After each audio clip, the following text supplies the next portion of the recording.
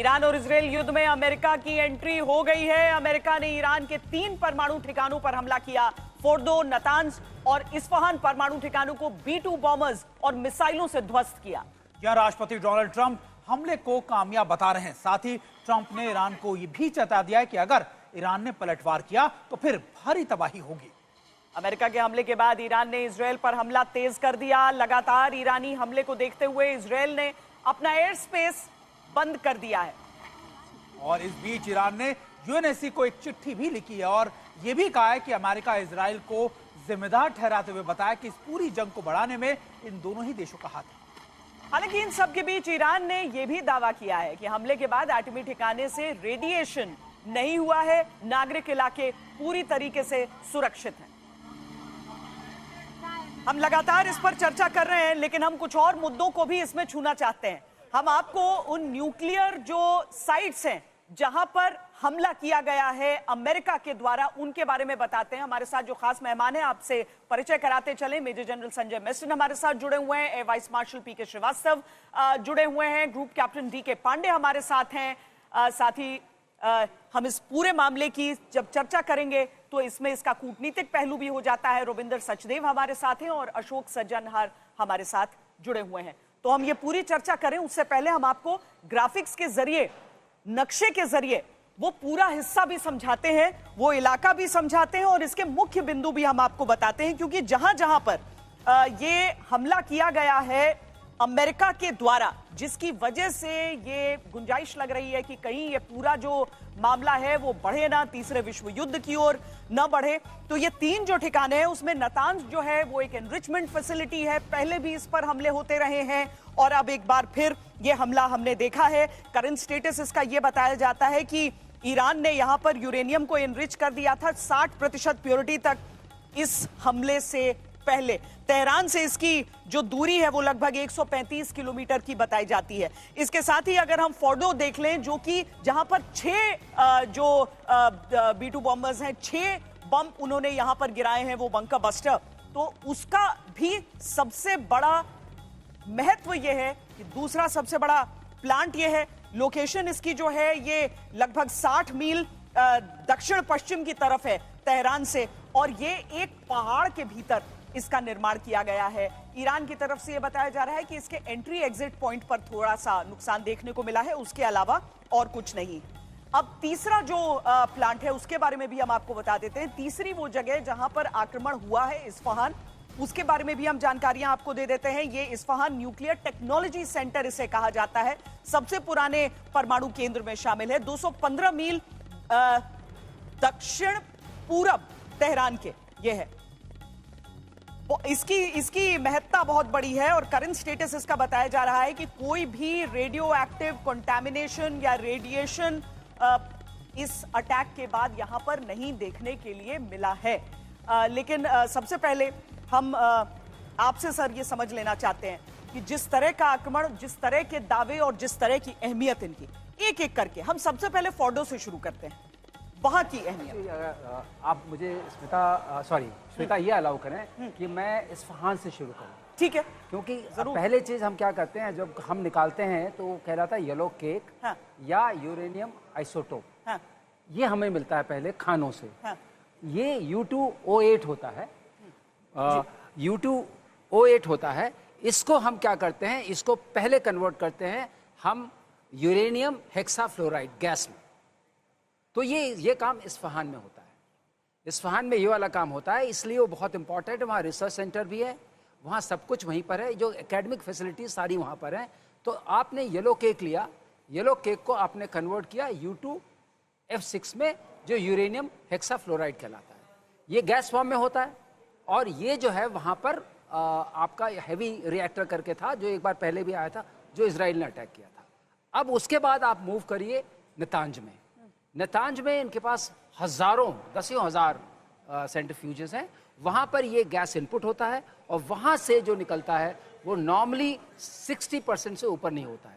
यहाँ कुछ ध्यान देने वाली बात यह है कि आपके पास 4 बिंदु होते हैं, 3.5% purity, 20% purity, 60% purity and 90% purity. जो हम कह रहे हैं 60% अचीव हो गया। 60% अचीव हो गया है। अगर आप इलेक्ट्रिसिटी बनाना चाहते हैं तो आपके लिए 3.5% and something is good enough, अगर ये पीसफुल यूजेस के लिए है। अगर आप फर्दर वेपन ग्रेड में जाना चाहते हैं तो आपको 90% वाला चाहिए, या 60% से भारी बम बनेंगे लेकिन बम बन सकते हैं। तो ये नतांज में ये काम हो गया 60% से। अब आपको फर्दर इनरिच करना है वेपन ग्रेड का बनाने के लिए, या आप 20% भी इनपुट ले सकते हैं। फ्लोराइड जो यूरेनियम हेक्साफ्लोराइड उस गैस को भी ले सकते हैं, वो वहाँ पर प्रोसेस होकर इनरिच होकर के करीब 3000 के आसपास सेंट्रीफ्यूजेस हैं शायद वहाँ, ये माना जाता है। वो डीप बरीड है क्योंकि वेपन ग्रेड यूरेनियम बनाता है। तो ये इनका सीक्वेंस है, इस्फहान, नतांज और फोर्दो।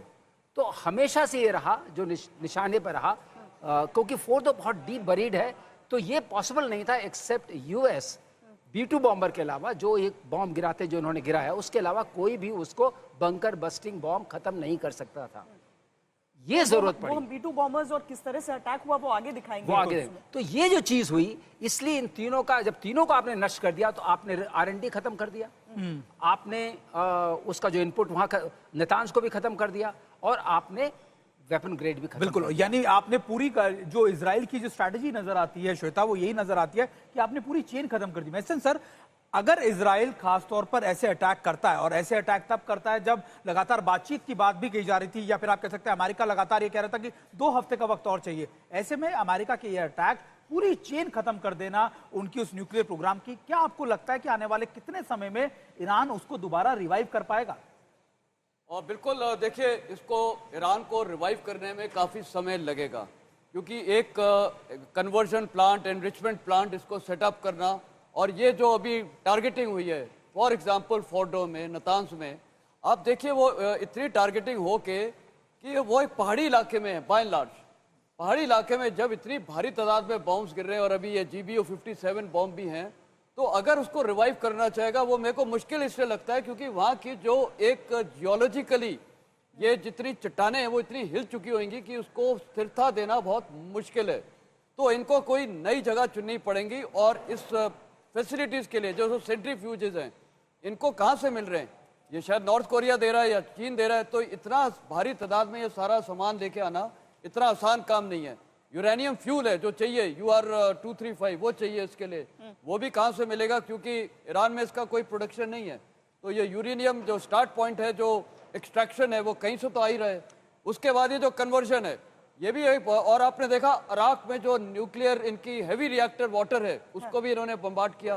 तो मेरे को लगता है कि इजराइल और अमेरिका ने अपना एम, ऑब्जेक्टिव अचीव कर लिया है।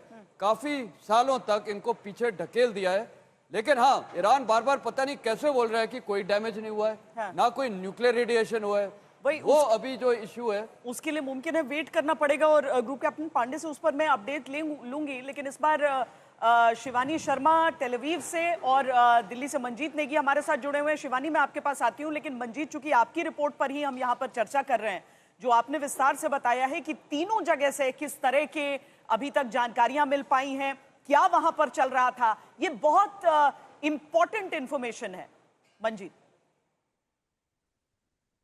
श्वेता, क्योंकि ईरान को इस बात की आशंका थी कि ये अमेरिका की तरफ से ये अटैक होगा, इसलिए अभी जो नुकसान की संभावना, हमने जिस तरह का डिटेल जो डोजियर तीनों न्यूक्लियर प्लांट का डाला है, उसकी जो जानकारी है, अगर आप देखें तो नतांज में बड़ी संख्या में जो न्यूक्लियर साइंटिस्ट हैं, 100 से ज्यादा साइंटिस्ट के मौजूद होने की वहाँ पर जानकारी है। और जैसा कि जो जानकार स्टूडियो में बैठे हैं, अगर आप देखें तो न्यूक्लियर प्लांट की हम बात करें तो जो अलग अलग एलिमेंट होते हैं तीनों, ऐसा नहीं कि एक जगह कोई बम रखा हुआ था जिसको अमेरिका ने नेस्तनाबूद कर दिया B-2 बॉम्बर के जरिए। ये अलग अलग फैसिलिटीज हैं जहाँ पर चाहे हम फोर्डो की बात करें, और अगर मैं फोर्डो की बात करूं, उस पर पहले भी हमने एक आज तक रिपोर्ट की थी कितना उसको सुरक्षित, क्योंकि वो सबसे महत्वपूर्ण फैसिलिटी है ईरान की। परमाणु बम को लेकर देखें तो वो करीब 800 मीटर नीचे वो फैसिलिटी है।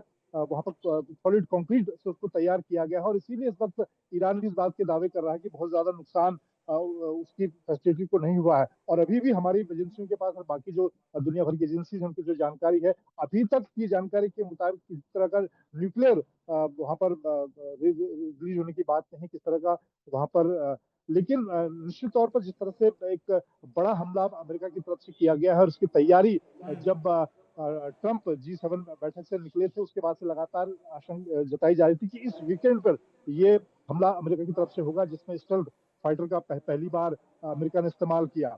और तीनों बिल्कुल। फैसिलिटीज में जैसे जो जानकारी है तैयारी थी खासतौर से इजराइल और अमेरिका एजेंसी के पास कि बहुत जल्दी ईरान इन तीनों फैसिलिटीज का इस्तेमाल करके न्यूक्लियर बम बनाने की तरफ आगे बढ़ सकता है।